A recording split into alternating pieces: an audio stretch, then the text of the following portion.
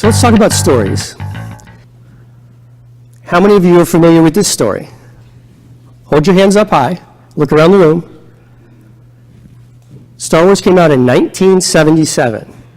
Now here's the word association I want you to play with me.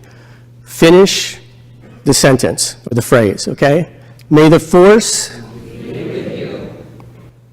1977, that movie came out, and yet most of the people in the room, without flinching, could finish that, right?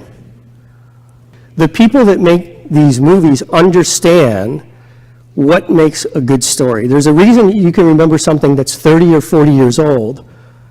Okay? The same concepts that are used to tell these stories that we remember from when we were little kids can be used in stories that you tell for business. If you understand and communicate your why, and you can communicate it in a way that engages people, I'm going to go through the different elements of storytelling, but I can tell you, if you have that why down, all the rest of it will fall into place, okay?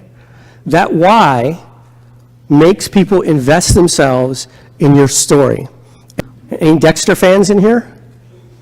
He's a serial killer, but he's the hero of this show, right? That people have binge watched, right? Pardon me? He only kills bad people. So, see? And does that make you like him? It's a redeeming quality, right?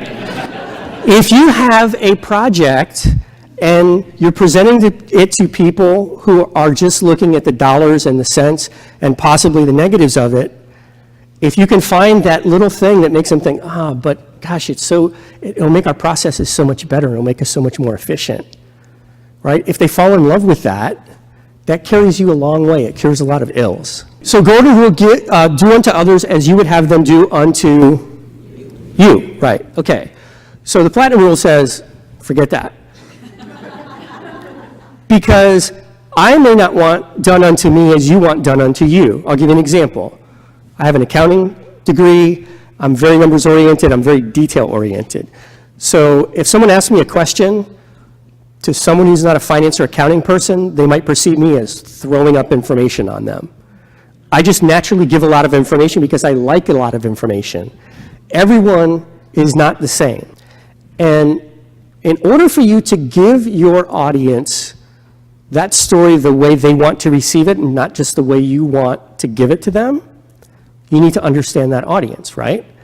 So if I was speaking to a room full of engineers or a room full of physicians or a room full of attorneys, I might have crafted this very differently, right?